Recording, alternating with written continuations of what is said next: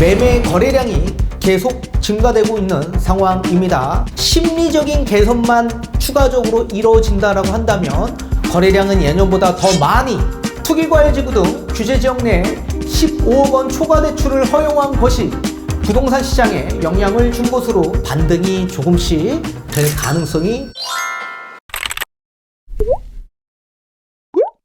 네, 안녕하세요. 반갑습니다. 이경민의 부동산 하이킥의 이경민입니다. 자, 서울에 15억이 초과되는 아파트의 매매 거래량이 계속 증가되고 있는 상황입니다. 자, 그뿐만 아니라 서울의 전체적인 아파트 매매 거래량도 예년보다 더 많이 증가되고 있는 상황입니다. 자, 이렇게 매매 거래량이 계속 증가되고 있는 가장 큰 이유는 여러 규제 정책들이 완화되었기 때문에 그렇습니다. 그 규제 정책 중에 대출 규제가 지금 가장 크게 작용하고 있는 것으로 보여지고 있습니다. 자, 투기과열지구 내 15억이 초과되는 아파트는 원래 대출이 한 푼 나오지 않았었습니다. 자, 서울은 투기과열지구 내였기 때문에 대출이 한 푼 나오지 않았었죠. 자, 그런데 2022년 12월 1일부로 투기과열지구 내 LTV 50%대까지 대출이 완화됨에 따라 이렇게 매매 거래량이 계속 증가되고 있는 상황으로 보여지고 있습니다. 자, 제가 2023년 부동산 전망에서 말씀해 드렸다시피 2023년 상반기는 매매 전세 월세가 계속 하락세에 머물고 있는 상황이다.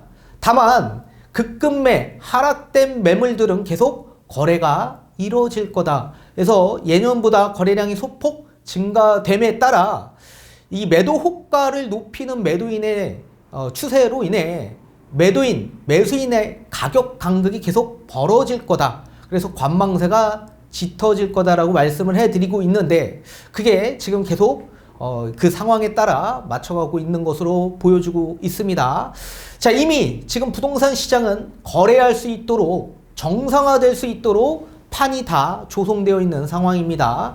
이런 상황에서 제가 며칠 전 강의 영상에서 말씀해 드렸다시피 미국 증시가 회복되고 나서 세계 증시가 회복되고 그 이후에 부동산 시장도 함께 회복될 거다라고 말씀을 해드렸죠.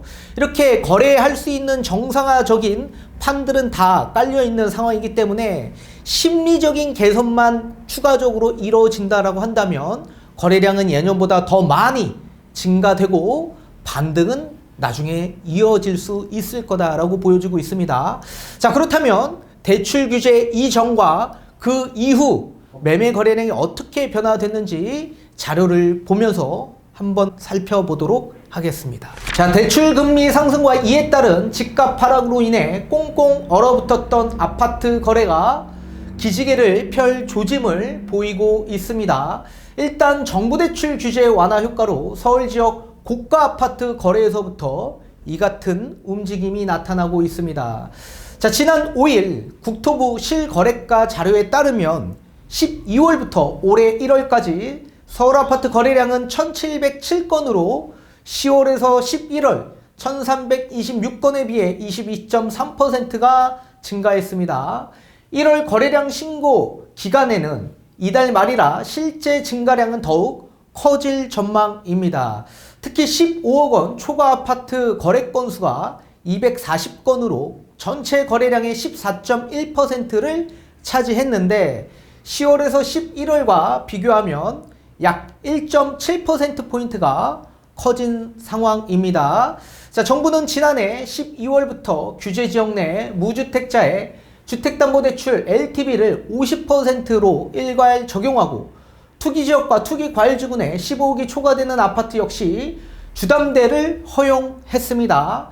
투기과열지구 등 규제지역 내 15억 원 초과 대출을 허용한 것이 부동산 시장에 영향을 준 것으로 향후 시장에 미칠 영향이 주목되고 있는 상황입니다.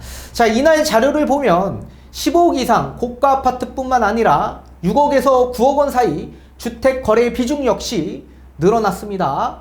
9억 원 초과 15억 원 이하 19.1%로 1.2%포인트 상승했으나 6억 원 초과 9억 원 이하 27.1%로 7%포인트가 증가했습니다. 반면 6억 원 이하 거래는 48.3%에서 38.5%로 떨어져 있는 상황입니다. 자, 이렇게 기사로만 보면 여러분들이 좀 이해하기 어렵기 때문에 제가 자료를 수집했기 때문에 그 수집한 자료를 통해서 여러분들이 좀 더 알기 쉽게끔 쉽게 풀어드리는 시간을 가져보도록 하겠습니다. 자, 서울의 투기과열주군의 15억이 초과되는 아파트는 대출 규제가 적용이 되었었습니다. 자, 그런데 2022년 12월 1일부로 대출 규제가 전부 다 완화되어서 LTV 50%가 적용이 되었습니다. 자, 따라서 대출 규제가 적용됐던 2022년 10월, 11월 달의 거래량 추이를 보고 그리고 대출 규제가 완화되었던 2022년 12월 달, 23년 1월 달의 거래량 추이를 보게 되면 대출 규제 완화 카드가 시장에 어떻게 영향을 미쳤는지 알 수 있을 겁니다. 자, 지금 보시는 아파트들이 전부 다 매매 거래된 아파트들인데 제가 색조한 아파트들이 있을 겁니다. 이런 아파트들은 토지거래 허가구역으로 묶여있는 지역의 대표적인 아파트입니다. 이 아파트들을 제가 색조했는데 총 거래 건수를 보게 되면 대출 규제가 적용됐던 시점과 규제가 완화됐던 시점의 거래 건수가 다를 겁니다. 완화되었던 시점의 거래 건수가 훨씬 더 많이 늘어난 걸 보실 수가 있을 겁니다. 이렇게 토지거래 허가구역으로 묶여져 있는 지역은 본인이 실거주하지 않은 이상 투자 목적으로 매매 자체가 불가능하기 때문에 대출을 받고 내 집 마련하신 분들이 더 많이 늘어났다라는 걸 보실 수가 있을 겁니다. 자, 한번 10월달, 2022년 10월달에 대출 규제가 적용됐던 시기에 아파트 매매 거래 건수를 한번 보도록 하겠습니다. 이렇게 굉장히 많은 거래량이 있었는데 토지거래 허가구역으로 묶여있는 대표적인 아파트, 음마아파트는 총 거래 건수가 2건, 그리고 이렇게 많은 아파트의 거래량이 찍혔습니다. 그리고 잠실 지역 일대도 토지거래 허가구역으로 묶여있는 지역이었습니다. 레이크팰리스 1건, 리센츠 3건, 잠실 엘스 총 4건, 그리고 잠실주공 5단지 3건, 트리지움 4건, 목동 신시가지 1건, 그리고 여의도 재건축 아파트인 서울아파트 1건, 이렇게 총 71건이 거래가 된 걸 보실 수가 있습니다. 자, 이번에는 11월 달에 대출 규제가 적용되었던 시기에 아파트 매매 거래량 추이를 한번 보도록 하겠습니다. 자, 이때 음마아파트는 총 6건의 거래가 됐고요. 또 압구정 한양아파트도 토지거래 허가구역으로 묶여있는 지역이었죠. 1건. 자, 그리고 쭉 내려오게 되면 잠실 레이크팰리스 1건, 리센츠 4건, 잠실 엘스 8건, 주공 5단지 1건, 트리지움 3건, 목동 신시가지 2건입니다. 여의도 재건축은 없고요. 총 92건으로 10월 달보다는 거래량이 조금 늘어난 걸 보실 수가 있습니다. 이번에는 2022년 12월 달에 대출이 완화된 시기에 매매 거래량 추이를 한번 보도록 하겠습니다. 자, 음마아파트 총 11건이 거래가 된 걸 보실 수가 있습니다.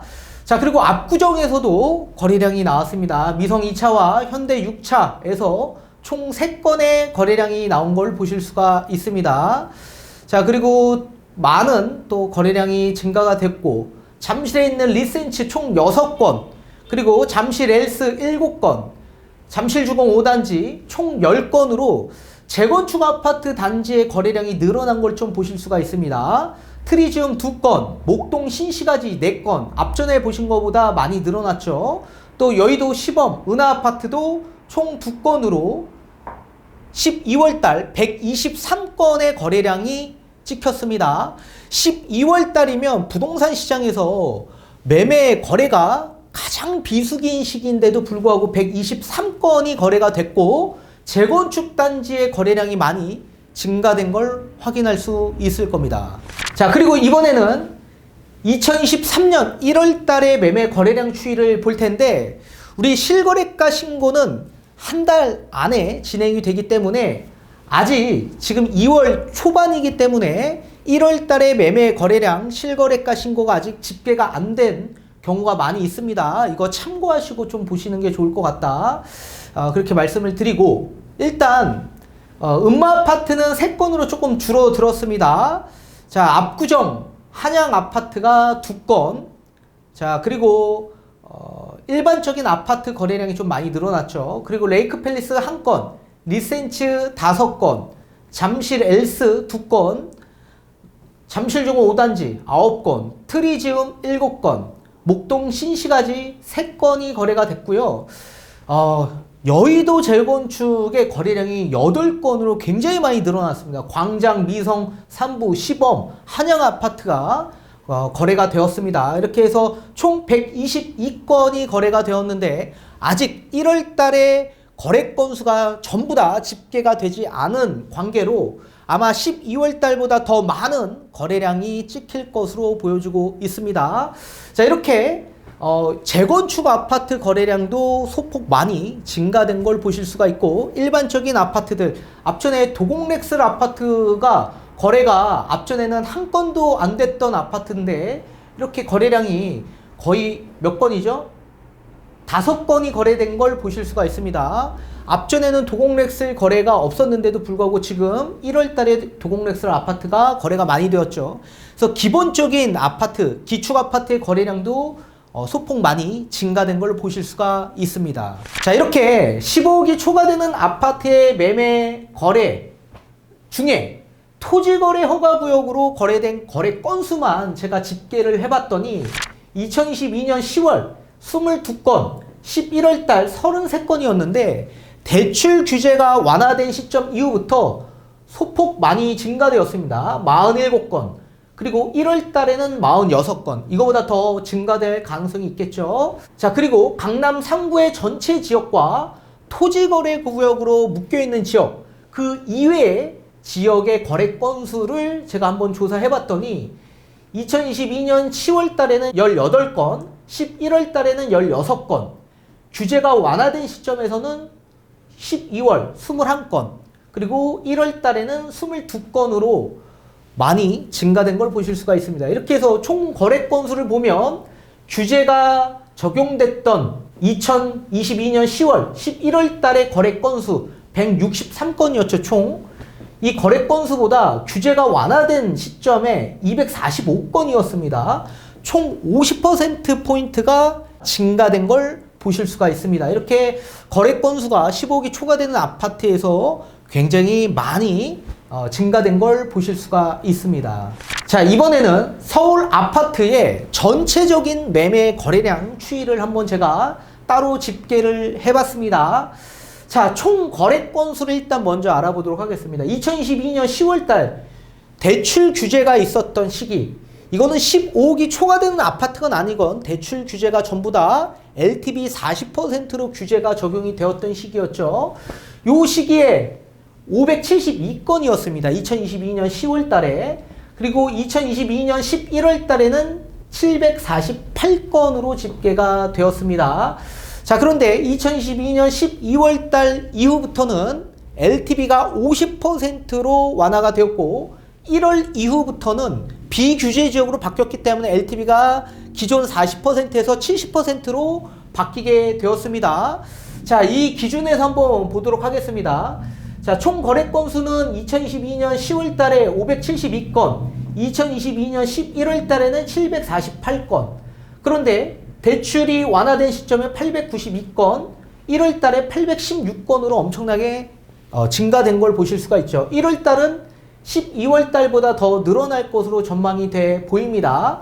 자, 이렇게 총 거래 건수 중에 우리가 거래를 많이 하는 평형대가 있죠. 전용 5구 제곱평방미터 이상 되는 그런 면적 거래 건수를 따로 집계를 했고, 그 이하의 소형 평형대의 58 제곱평방미터 미만된 평형대를 구분해서 제가 집계를 또 따로 해봤습니다. 자, 5구 제곱평방미터 이상은 어떻게 됩니까? 2022년 10월 달에 358건, 11월 달에 415건, 12월 달에 545건, 23년 1월 달에 568건으로 계속 증가된 걸 보실 수가 있습니다. 자, 그런 반면에 58제곱평방미터 미만은 10월 달에 214건, 11월 달에 333건, 12월 달에 347건, 그리고 1월 달에 248건으로 좀 소폭 줄어든 걸 보실 수가 있습니다. 기존에는 대출 규제가 적용됐던 시점에는 소형 평형대의 거래 건수가 굉장히 많았었는데 대출 규제가 완화되니까 어떻게 됩니까?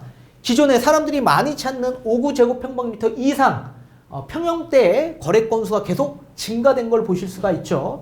이렇게 대출 전과 후의 거래 건수를 비교해보면 대출 규제가 적용됐던 시점은 1320건이었던 반면에 대출 규제가 완화된 시점에선 1708건으로 약 29.4%포인트가 증가되었다라는 걸 보실 수가 있습니다. 이렇게 대출 규제 전과 이후의 매매 거래량의 차이가 여러분들이 보시다시피 많이 증가된 걸 보실 수가 있습니다.